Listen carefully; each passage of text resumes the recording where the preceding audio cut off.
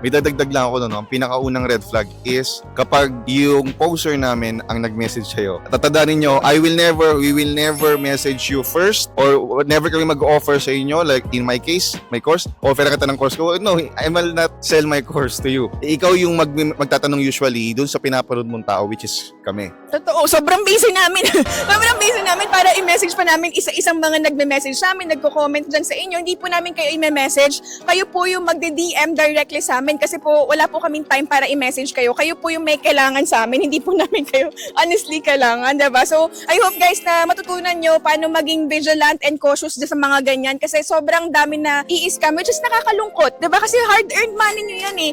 And we know for a fact na talagang just because hindi pa kayo equipped, hindi pa kayo knowledgeable, kaya kayo nai-scam. That is why talagang kami, sobrang meron kaming commitment na maturuan kayo. Kasi pag alam nyo yan, pag naiintindihan nyo na, MT5, ganyan, ganito yung itsura, ito dapat ganito, ganyan, dito pala mag-deposit, ayun.